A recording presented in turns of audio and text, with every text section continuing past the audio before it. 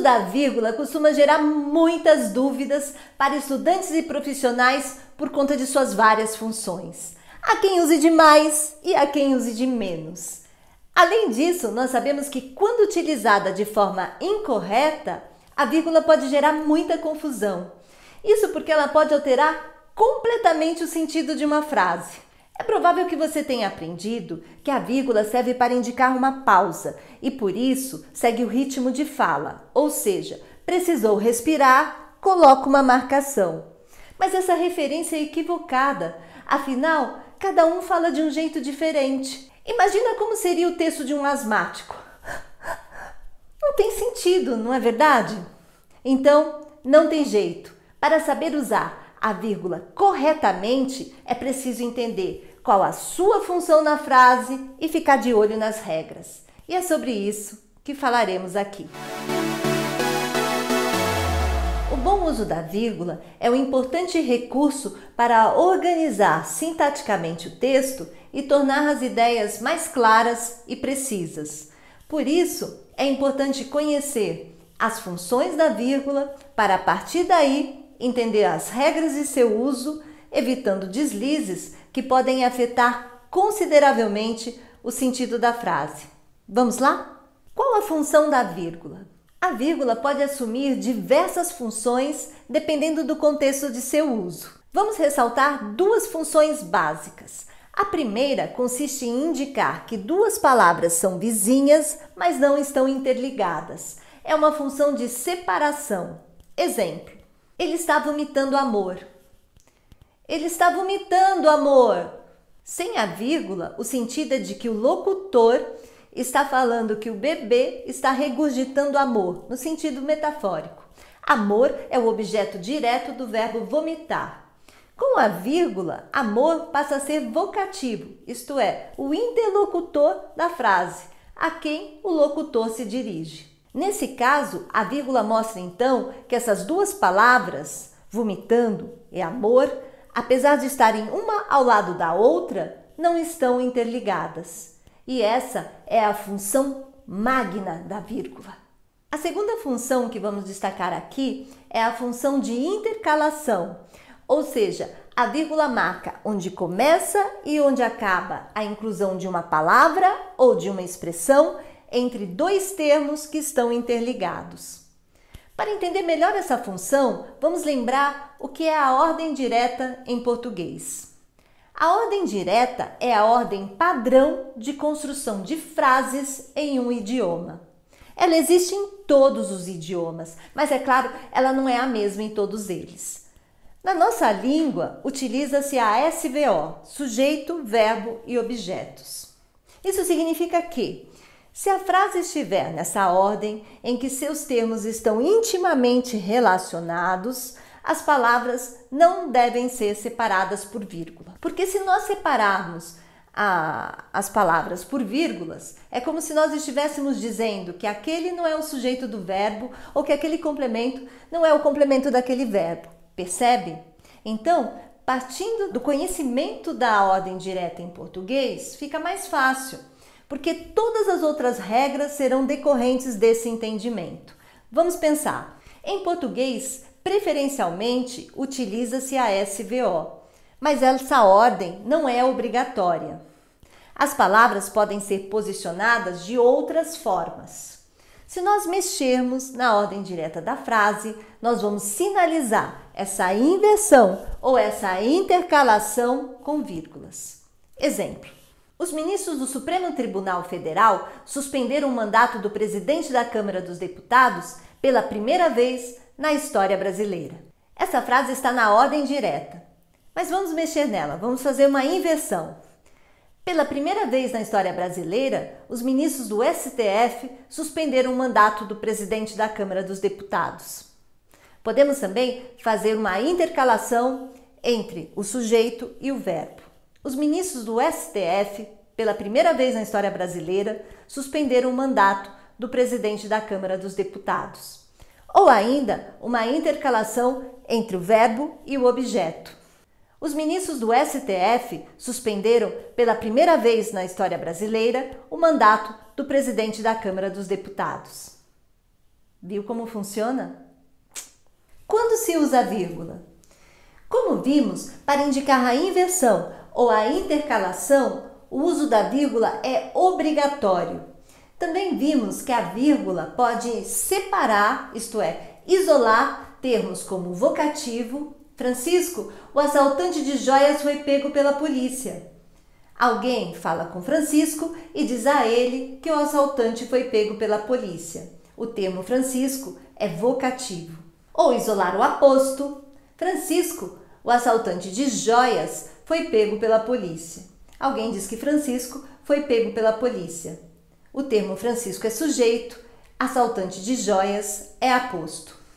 A vírgula pode ser utilizada ainda para separar termos coordenados em uma enumeração. Pode também marcar o zeugma, isto é, o apagamento, a elipse do verbo. Cariocas preferem praia, paulistas, shopping. Vale reforçar que a vírgula pode alterar o sentido do enunciado e a função sintática de palavras. Exemplo: o homem agressivo começou a dar socos na companheira. Esse caso lamentável de violência contra a mulher, ainda muito recorrente em nosso país e no mundo, aconteceu recentemente na Bahia. O acusado já foi encaminhado para o sistema prisional graças a filmagens feitas por pessoas que estavam na janela de um prédio. Voltando ao exemplo, se isolássemos o termo agressivo por vírgulas, a frase teria o mesmo sentido? Não. Sem vírgula, agressivo é a adjunta de nominal do sujeito e constitui, assim, uma característica permanente de homem. Com vírgula, agressivo passa a ser predicativo do sujeito e adquire o sentido de característica momentânea de homem. Até agora vimos o uso da vírgula no período simples, ou seja, numa oração com um único verbo. Mas como funciona no período composto, com as orações subordinadas e coordenadas? Vamos partir sempre do conhecimento das duas funções básicas da vírgula, a separação e a intercalação, sem nos esquecermos de que a ordem direta em português é sujeito, verbo e complementos. As subordinadas substantivas, com exceção da apositiva, que pode vir separada por 2 pontos ou por vírgula, não vêm separadas por vírgula da oração principal. Isso porque não se concebe que se separem termos que mantêm entre si íntima relação lógica. Como nesse exemplo em que o verbo esperamos está intimamente relacionado com o seu complemento, que concorde com nossas ideias. A vírgula diferencia sintática e semanticamente as orações adjetivas. Lembre-se de que a adjetiva explicativa vem separada por vírgula e passa uma ideia de generalização, enquanto a adjetiva restritiva não vem separada por vírgula e transmite uma ideia de particularização. Exemplo: os estudantes que xingaram o vizinho da escola foram advertidos. Ou seja, todos os estudantes foram advertidos. Que xingaram o vizinho da escola, oração subordinada adjetiva explicativa. Os estudantes que xingaram o vizinho da escola foram advertidos. Apenas os estudantes que xingaram o vizinho da escola foram advertidos. Que xingaram o vizinho da escola é uma oração subordinada adjetiva restritiva. As subordinadas adverbiais, como funcionam como adjunto adverbial, estando na posição final da frase, só virão separadas por vírgula obrigatória quando iniciarem o período ou quando vierem intercaladas. Exemplo de intercalação: disse que quando for a Brasília, tentará uma audiência com o presidente. Exemplo de inversão, saindo da posição 3 para a posição 1 da frase: quando a economia entrou em colapso, o ministro renunciou. As orações coordenadas vêm separadas por vírgula, como em vim, vi, venci. Frase supostamente proferida pelo general e cônsul romano Júlio César, em 47 a.C.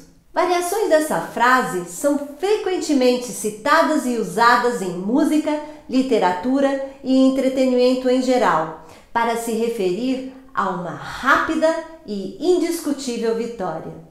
Um último comentário sobre as orações coordenadas sindéticas aditivas iniciadas pela conjunção e. Afinal, antes do e, usa-se ou não a vírgula? Somente em 2 casos, se os sujeitos forem diferentes, os responsáveis eram eles e nós tivemos de assumir, ou se o e vier repetido várias vezes a título de ênfase.